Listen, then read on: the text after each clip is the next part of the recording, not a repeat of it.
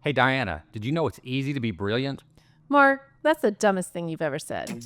Ladies and gentlemen, jurists and just curious, welcome to the Successful Barrister podcast. Here you'll learn about marketing, management, and life skills for lawyers that probably won't get you disbarred. Hosted by Marc Whitehead, a seasoned lawyer who remembers when fax machines were cutting edge, and Diana Berry, attorney, COO, and the brains behind the scenes.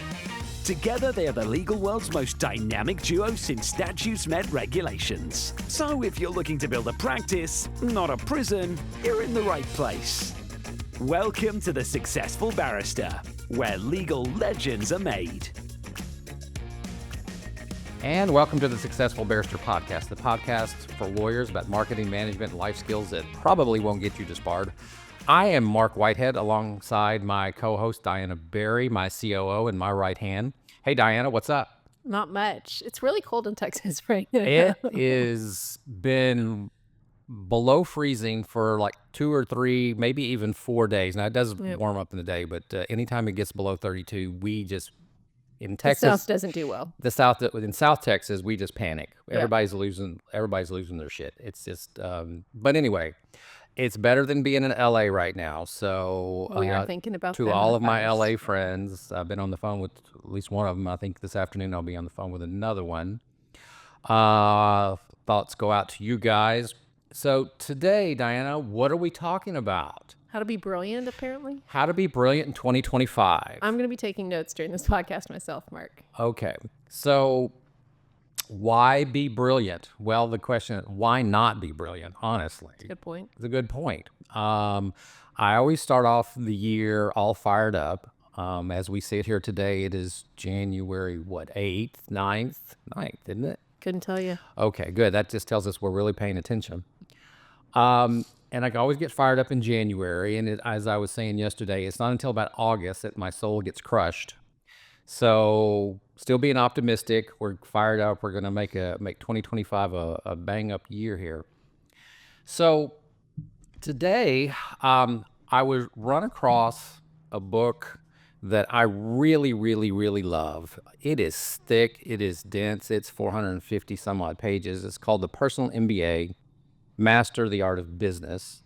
And I love talking business, by Josh Kaufman. It's actually been around for a little bit. It's published in 2010, and I think they reissued a 10-year anniversary edition a few years ago. But great book about business in general.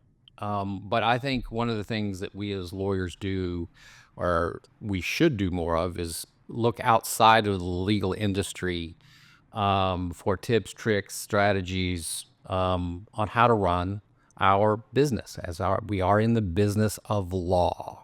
Yeah. Understanding business. There's so many lawyers out there that just don't think of their law practice as a business, or at least they don't think in terms of how to run and optimize a business, which is kind of the point of this podcast.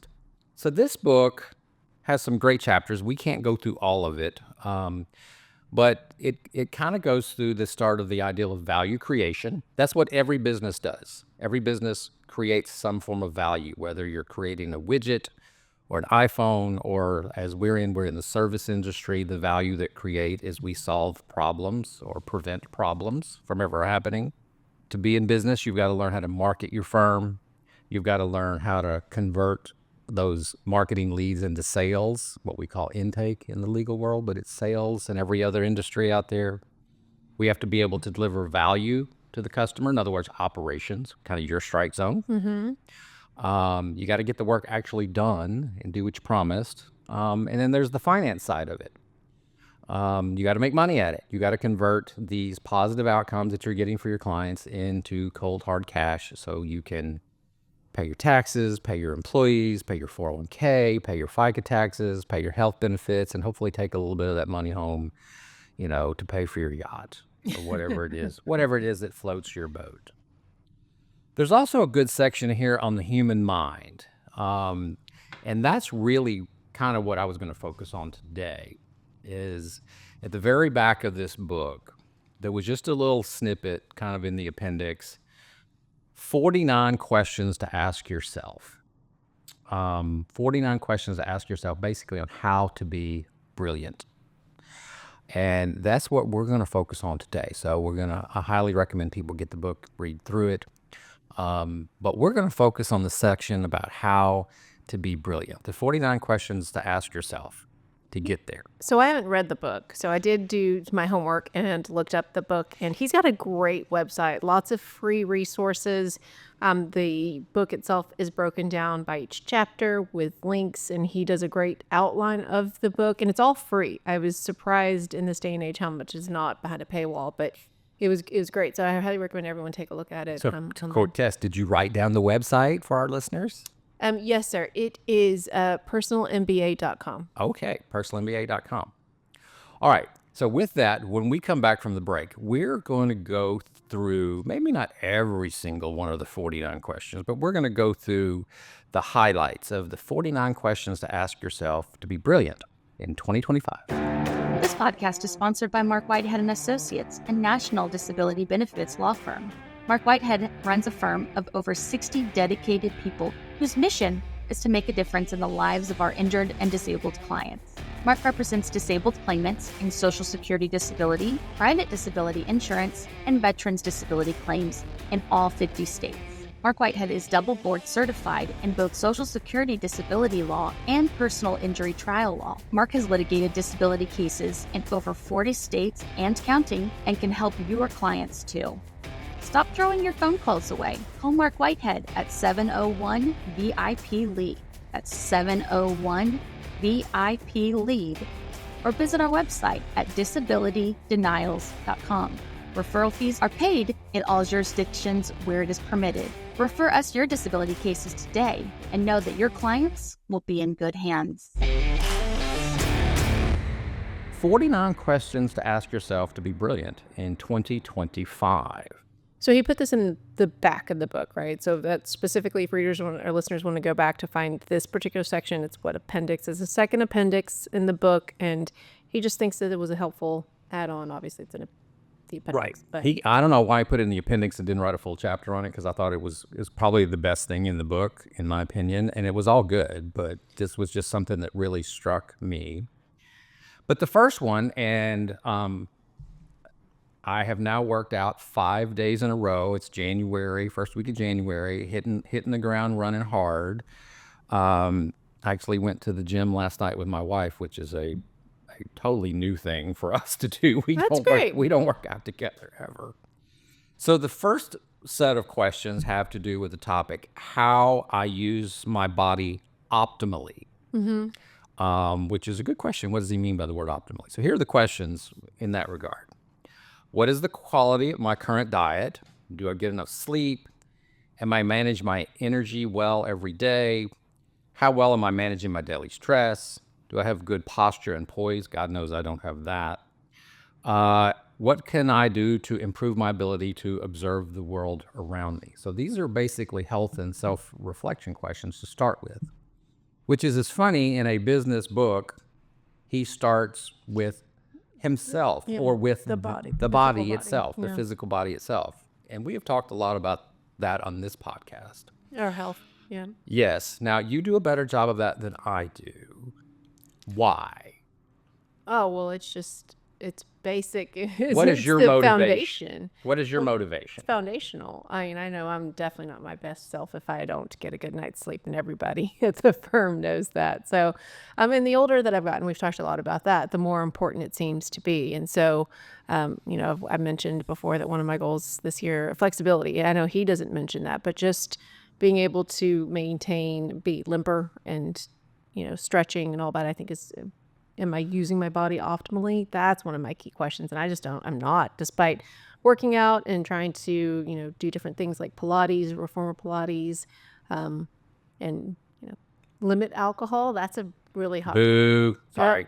hot topic these days, but the effect of alcohol on your body and what it does to not it slows your metabolism down for days after, but also affects your sleep. Did you know that? Absolutely. Yeah. So I go once a week to a thing called Stretch Lab, which I whimsically said to my stretch therapist, this is basically forced yoga, because Yeah. that's what it is. And she goes, no, it's assisted yoga. So apparently they don't like the word forced. But helping me at my 58 years of age, I am as stiff as you could possibly be. So Stretch Lab is a great thing to do. Do it once a week. I wish I could do it more than once a week. Sleep. I've really gotten into sleep lately. I track my sleep on my Whoop. I look at my sleep pretty much every day to see what it tells me about my sleep habits. And sadly, yes, if I have that second or third glass of wine for dinner at night, my sleep suffers because of it, I've realized. But monitoring your body is your temple. You can't be successful in business in the long run, maybe in the short run, but in the long run, if you can't keep a sharp body and a sharp mind, how are you going to make brilliant decisions over the course of your 20, 30, 40-year legal career? Yeah, and a lot of tools out there. So Marc's mentioned his Whoop. I have the Garmin watch, which I don't wear at sleep because, frankly, I don't need that kind of data. But I think it's very important to just know that there's some things out there. The Aura Ring is a good one for other people as well. So next set of questions. Do I know what I want? Now, this is a good one because for so long, I could not answer that question. Really? Yes, for many, many years. I mean, I've been doing this for 32 years. So I would say the first 10 years of my career, I really didn't know what I wanted to do. I was searching, I was flitting, I was bouncing from one thing to another. I ran for political office twice, which, by the way, coming in second for political office is actually a great marketing strategy. Because then you Because don't it really have to gets your name out there, but then you don't have to fulfill any of the things. So highly recommend. No, I actually understand that now that you've described it that way, because I tell people all the time, and I really mean it, I don't know what I want to be when I grow up. You've described me as a recovering lawyer. Is that right? Something like that. Yep. I'm a recovering personal injury trial lawyer, so. So I think, this COO thing, it's 4 years now. So I guess it's sticking. I don't know. Yeah, I think so.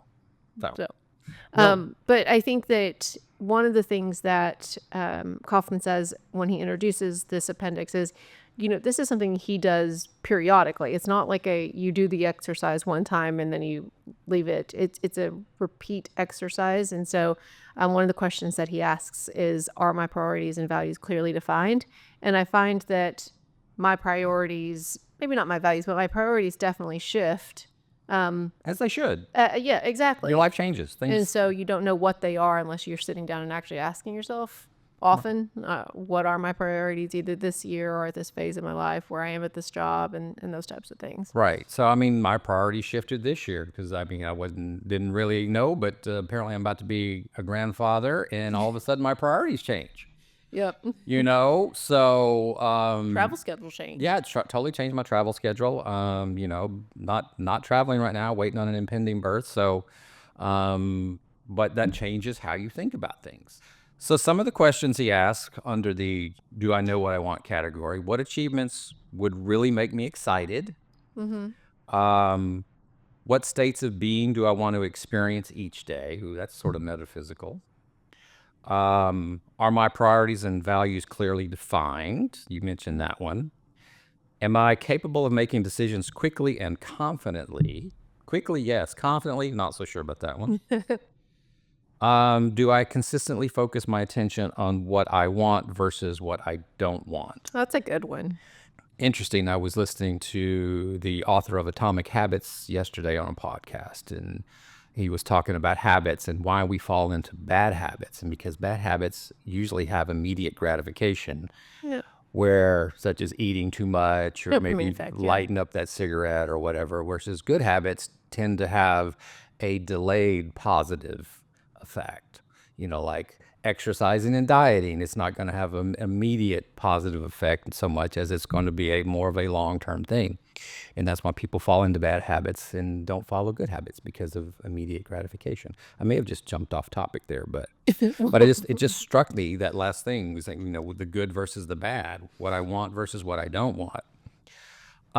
So what's making you excited this year? Oh, come now. Dead air on a podcast is not good. Give me a second.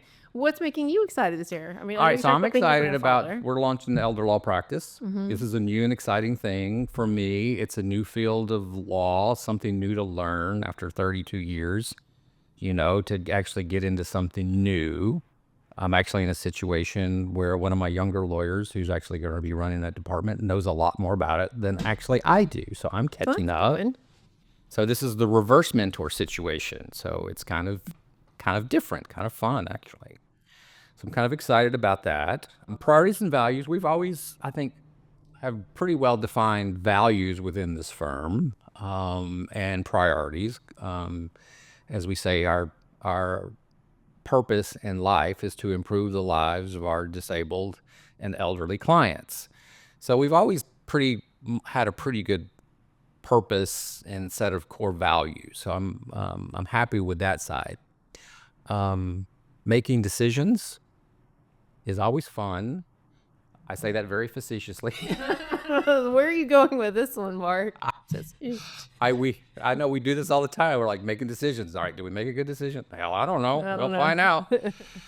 Yeah. No, I think I'm excited about where the business is as a whole. We talked a lot about the flywheel on this podcast, and the firm's, and I think a very exciting part of that flywheel. And for a very long time, it just felt like we were kind of just trying to get around to that next turn.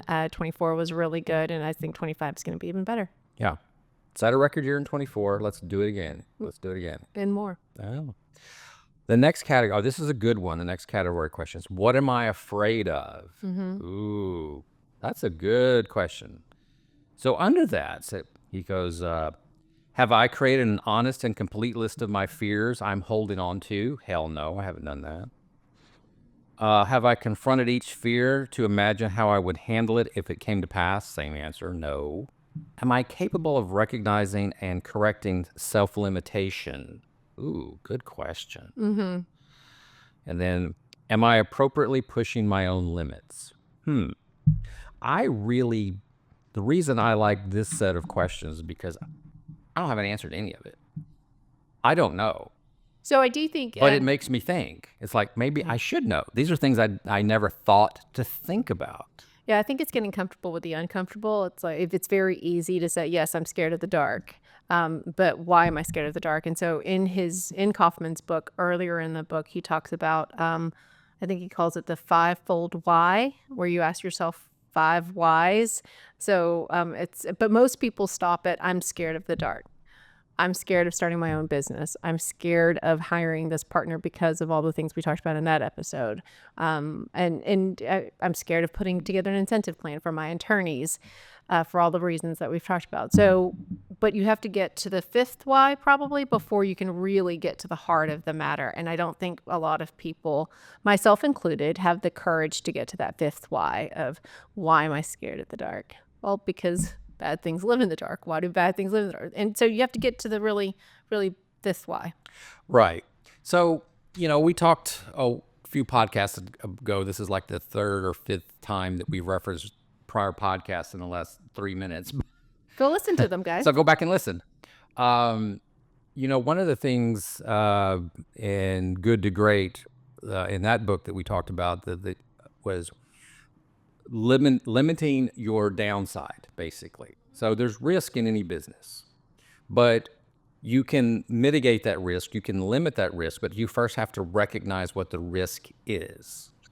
And I think that's kind of what these questions talk about. Now, they talk about it in a more philosophical way from a personal standpoint, but from a business standpoint, what are the risks out there and how do you limit your exposure to those risks? Sometimes the risk is, things coming at you that, are maybe not beyond your control, but at least not because of your own actions. Maybe, say in our case, maybe if the government changes Social Security regulations or VA regulations, that could affect us, both positive and negatively. Actually, we had a positive change last year. So those are the type of risks that can come at you that are sort of systemic risks. But then there's the risk on actions that you take yourself. We are taking a risk, although I think it is a very measured risk, in starting a new practice series. Yes, it is a risk. What's the downside? Well, the downside is that, it may be unprofitable and we may not ever make it profitable, and therefore we lose money on the deal. Well, are we going to lose a ton of money? No, it won't be fatal. It wouldn't be pleasant to lose money, but it's not going to sink the ship. So it's a calculated risk. We're taking a marginal risk, but not a risk, that will sink the ship if it fails. Yeah, and you think about it in terms of risk, and I think about it in terms of change. I think that fear, what was it that we heard with Steve Riley when I first started? The brain interprets all change as a threat. And I think that that's what I think of more when, we ask, what am I afraid of? And some of those questions, a lot of the times I think fears come from change. It's like, change in regulation. One of our good friends had a cousin's Florida, and the law basically eliminated his entire practice area.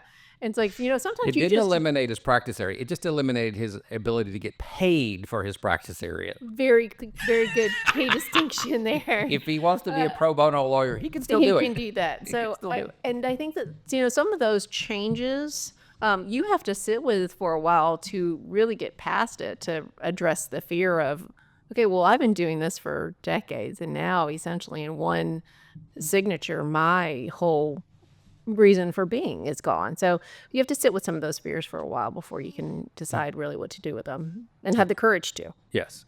And I think sometimes it's good just on a micro level to recognize, like your employees, you're changing a system up on them. You're changing the process or changing the procedure. They're moving cheese. They're removing their cheese. They're immediately going to react negatively because they fear the change. It's just instinctive that they fear the change. Yeah. And that's a whole nother podcast on how to move people's cheese and not make them fear it. So what's the next big question he asks? So the next big question is my mind clear and focused? Which I think kind of circles back to the first thing we talked about, which is how can your mind be clear and focused if your body's not healthy, if you're not getting adequate sleep, and so forth. But here's how he phrased it. Do I systematically externalize, i.e., the way he puts it, write or record what I'm thinking about? Journaling is a good example of that. Mm-hmm. Journaling is I don't do it extensively. I do it a little bit. But it's good to get it out of your head. Absolutely. And get it down on a piece of paper. Am I making it easy to capture my thoughts quickly while I have them? That's the reason I walk around all the time with my planner, because on the left side is my daily plan, and on the right side is a blank piece of paper that I can write down anything I want to and just take my notes. What has my attention right now? Lunch, other than lunch right now, trying to focus on having an interesting conversation with you. Am I regularly asking myself appropriate guiding questions? That's a good one. Do you talk to yourself? This is all the time. I constantly have a conversation going on in my head with myself. Mm-hmm. I'm constantly talking to myself. So much and this is a habit that's been lifelong. So much so that in 8th grade history, my football coach, who was my 8th grade history teacher, as you would expect, would say, "Marc, what are you thinking about? I see your lips moving." So I'm sitting there talking to myself. I said, I'm like, I'm just thinking. It's a guaranteed great conversation. It is. He used to bust me on that all the time. He said, "Hey, I was his favorite, so he used to mess with me all the time." Well, of course you. Oh, is that where you get that? Yeah, that's my story. I'm sticking to it. So let's see. What else did he have here? Do I spend most of my time focusing on a single task, or am I constantly flipping between multiple tasks? I am a firm believer that there is no such thing as multitasking. There's just serial tasking. So you're just flipping from one task to another. People think they're multitasking. They are not. And they are being incredibly unproductive if you think that you can multitask. You're much more productive picking one task, knocking it out, then going to the next task, knocking it out. Every time I interview somebody that wants a job, they always say, I'm a good multitasker. I'm like, no, you're not. You told me that, actually. No, you're not. You said that. I did. You said that, and I did. Called you down right in the middle of the interview, like, no, you're not. Multiple times during that interview, but also, yes, you did. So I do think that, and also I think people don't understand that interruptions are also flipping between multiple tasks. People don't think of interruptions as that, and it definitely is. And so we talked about it before, but open door policy is probably not also a good idea. Horrible idea. Horrible. Do I spend enough time actively reflecting on my goals, projects, and progress? So I will say that we are killer at this because we use the EOS system, the Entrepreneurial Operating System, and we have level 10 meetings every week. As a matter of fact, I'm in the big level 10 meeting and I'm in 2 sub-level 10 meetings. So I have 3 level 10 meetings a week where we do nothing but focus on projects and tasks that are clearly delineated and get broadcast up on the big 85-inch screen that we're all looking at. It's one of the beauties of the EOS system is it forces you to have these weekly come to Jesus meetings where you look at your priorities for the 90 days and then once a year for the priorities for the year. I think we as a firm do a great job of that.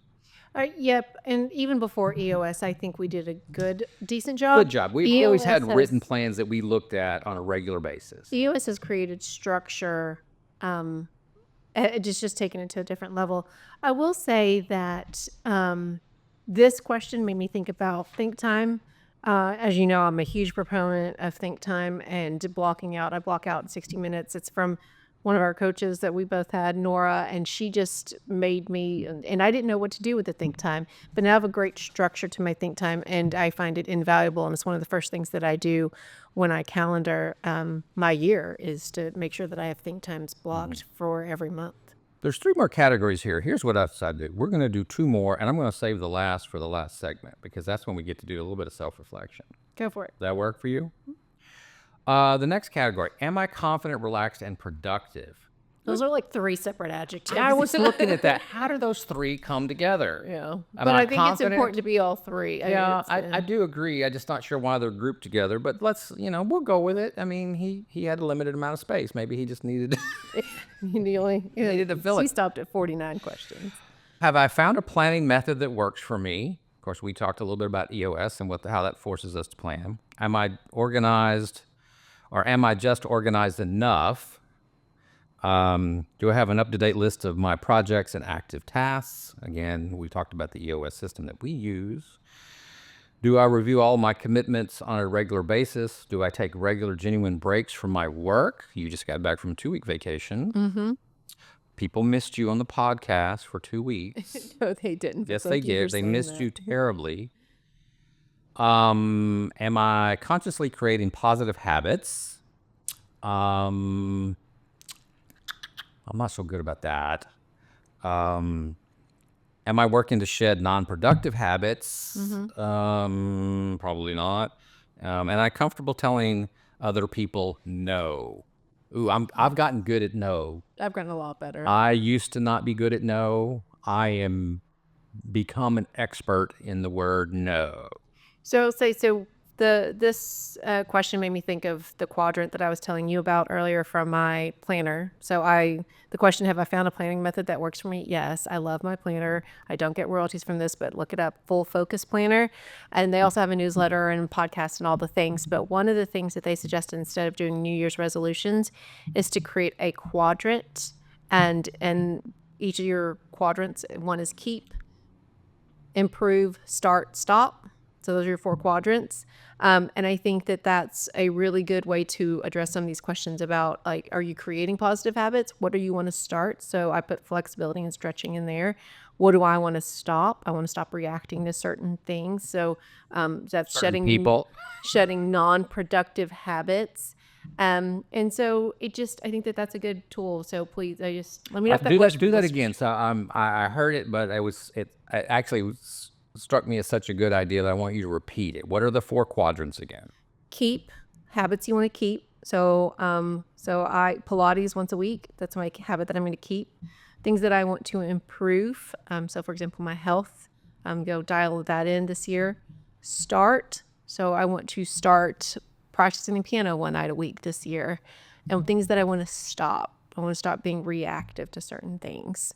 And so it really makes you think of, not in New Year's resolutions, because we don't do that here at Marc Whitehead, No, but we ban New Year's resolutions. things that you, in terms of, am I confident, relaxed, and productive? Maybe that'll help you listeners dial it in. Let me know. All right. I love the 4 quadrants. I'm going to work on that. It's a good one. I like that one. I don't have that in my planner. So I use the Atticus planner called My Great Life? It's called, yeah, sorry. It's called My Great Life.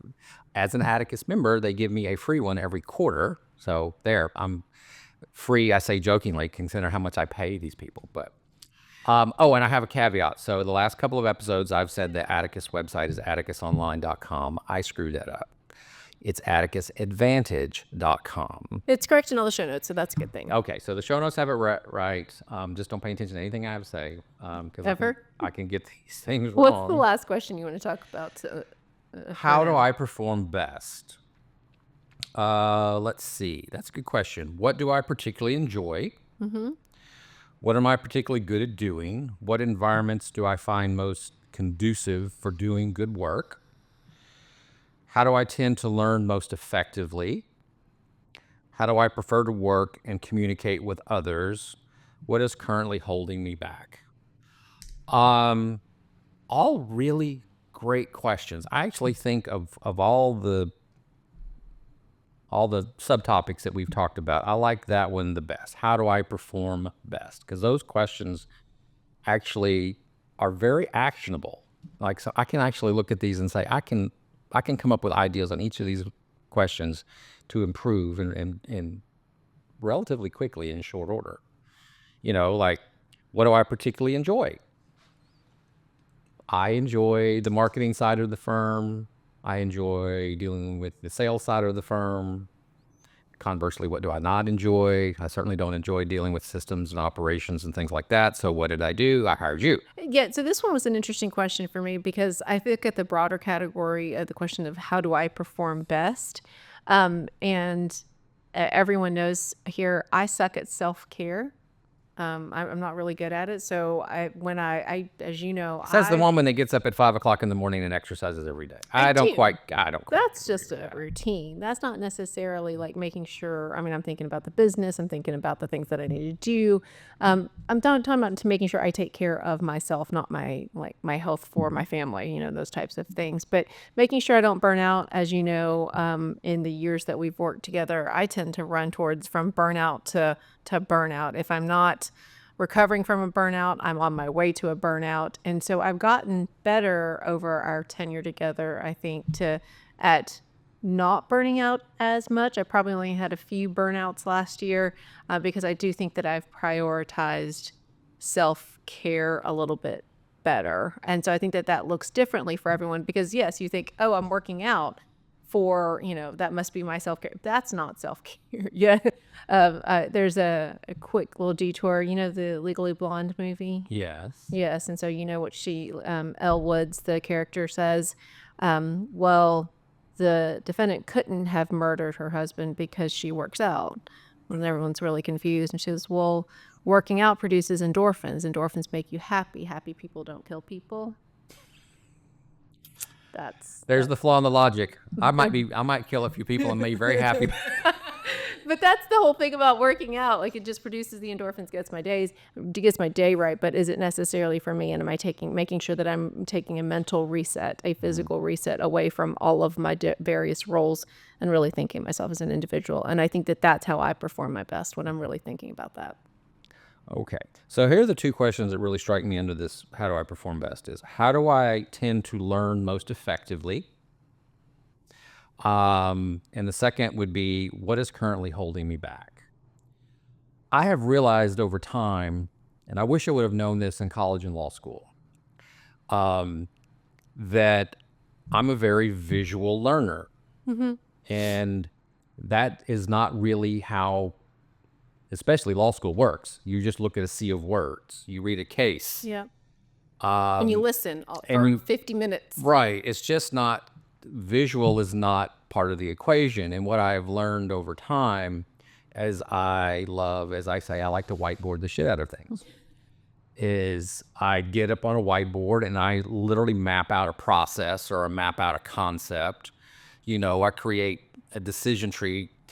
I didn't like programming in college, but one thing that I did sort of learn in college was they taught us in programming, before you write one line of code, you're supposed to map out a decision tree, because that's all writing code That makes is sense. a decision You tree. got to know where you're trying to get to. You try to know where you're trying to get to, and they give you a little template, and of course the diamond means a decision, and the round circle means this, and a parabola means this. They all have different things. Parabola. I didn't even, trust me, I didn't do well back then, but looking back on it, they did teach me how to do a workflow, how to do a flow chart, how to visually put something together. And I didn't realize it back then, but as I've learned now training my employees, that most of my employees, this is very common, most people are visual learners. And to put a flow chart in front of them, as opposed to a set of procedures written in a sea of words, they're much more likely to understand the flow chart and get the big picture and follow the flow chart than to read pages and pages of text. It just, first of all, pages and pages of text are very intimidating to somebody. A picture's worth 1,000 words. So I figured out that's how I learn best, which is why I keep a whiteboard here on wheels that I can, actually has two sides. I can flip it over, and I just whiteboard something out and then flip it over and whiteboard the other side. And then whatever we come up with, we snap a picture with our iPhone and then erase it and do another one. I would encourage a lot of people to start thinking like that, because I think there's a statistic out there, and I wanted to say it's somewhere like 70% of the population are classified as visual learners. But people, Oh, wow. if our education system would clue into that, I think we'd all be better off. The last one, what's currently holding me back? Time. I know what's holding me back. It's time. Well, we all get the same 24 hours. I know. I do. I get it. One of the things I did this year is I've auto-calendared no appointments Tuesday and Thursday afternoon. I know. I'm protecting my time for the entire year. For the entire year, I am blocked out every Tuesday and Thursday afternoon. So I am protecting time to be able to think. And it's really pissing some people off, because they're trying to schedule stuff for me. Yes, we are.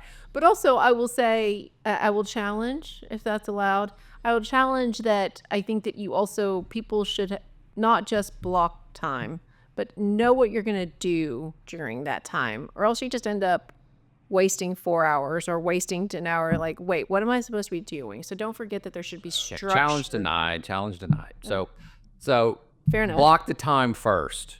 You got to protect the time first. Oh, absolutely. You can then figure out what you need to use. And I get it. Yes, the time should be used productively, and you should think about it. But you can't wait to the last minute, because people are scheduling me out 6 weeks in I certainly advance. wasn't suggesting that. I'm just suggesting that just don't block your calendar and expect magic to happen. Okay. Don't just block your calendar. All right. So back to what's currently holding me back. What's holding you back right now? You can't use time. I already used it. Well, I wasn't lack of support. But where we are is where we are. We've talked about that. We have plans to get out Lack of the way. of personnel support. Yes, exactly. Lack of a support personal staff. Support. Yep. You are a one-man band. I am. So that's our goal, 2025.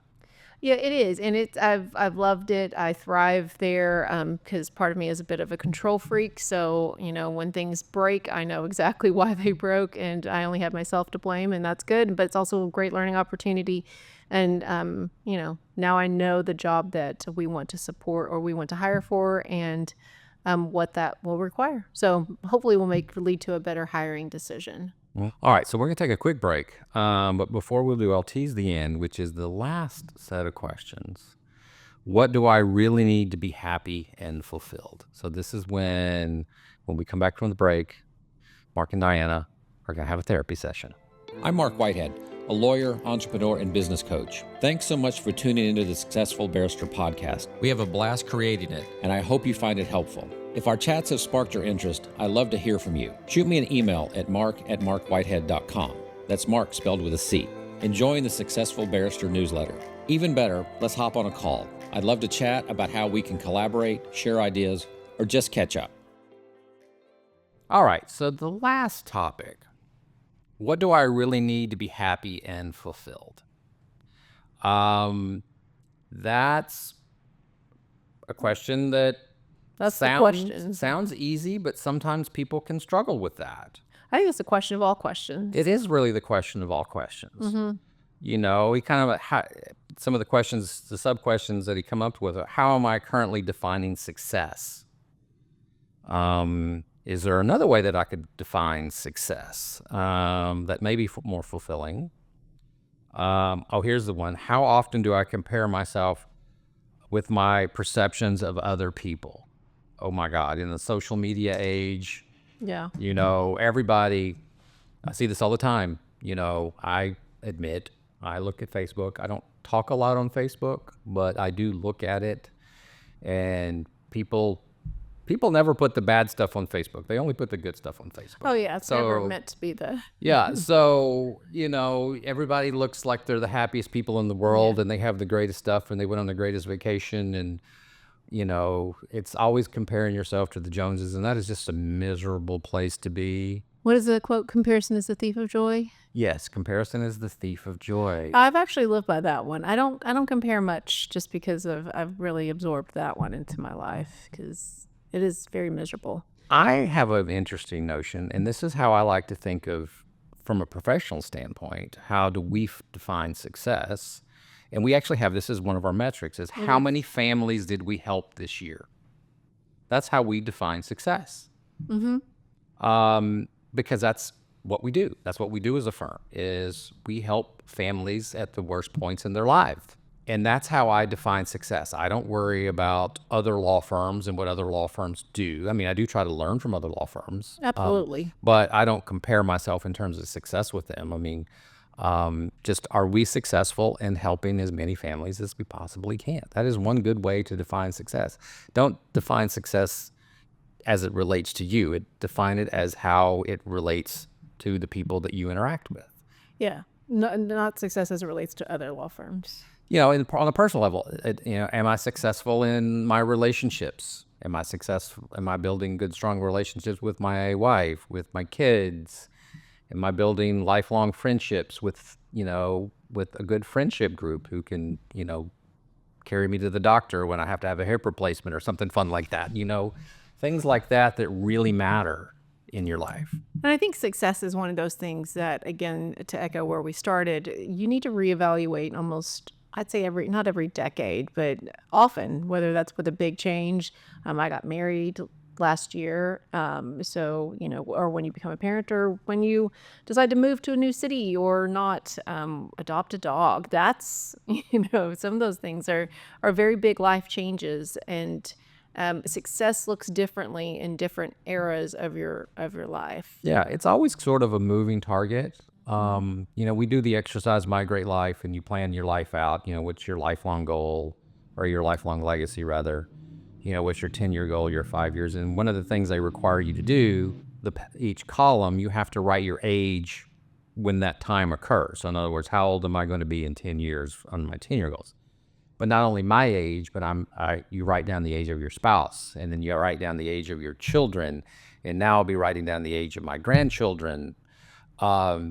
You know, because it gives you some perspective. Exactly. About where not only you are going to be in 10 years, but everybody around you. The people you'll be with. Yeah. So to wrap up today, do you want to have the therapy session? What do you really need to be happy and fulfilled, Marc, or answer any of the other questions that he's mentioned in that section? I would like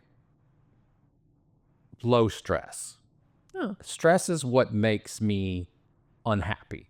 Okay. Now, and I don't mean good stress. Like, there are good stresses out there, you know. The challenge of building the business. The challenge of building a business, you know, the challenge in solving a legal problem. Those are stressful, but they can be, you know, that's good stress. You know, the bad stress is when you have problems in your relationships. Yeah, people problems are challenging. And I'm the low I saying that. So that's, yeah. You know, and I have that. I have issues occasionally with employees that stress me out. Issues, you know, with family sometimes that stress me out, especially kids, especially teenagers. You know, there are the stresses of growing older that sometimes you have to deal with, health crises, things like that. So those are the things that, kind of make me unhappy, not for extended periods of time, but can really, I've had this. I mean, I've told you this recently, if I have a blowout with one of my teenagers first thing in the morning, I'm gonna have a pissy day. Yeah. Or And if I that's have understandable. same thing with an employee. If I have a problem with an employee in the morning, I'm just gonna have a pissy day, I heard on the podcast yesterday from the Habit guy, because what he heard from somebody else was break your day up into quarters. You have morning, you have lunch, you have afternoon, you have evening. And if you have a pissy morning, write it off. Okay? Oh, Just make sure you don't have a bad lunch. If you have a bad lunch or midday, whatever, make sure you don't have a bad afternoon. Just don't let it carry over into the next quadrant of the day. I like that. So I'm like, that's a good idea. I never thought about that. Yeah. There's no such thing as a bad day. There's just a bad quadrant of the day, and just don't let it carry over into the next quadrant. So, I like that. How about you? I will say that this one hit me last year, perhaps with all the life changes that I had had. So got married 2 Decembers ago. And then so maybe last year was just my self-reflection year about defining success and what that looks like. I think that I honed in on 2 words, flexibility and being present.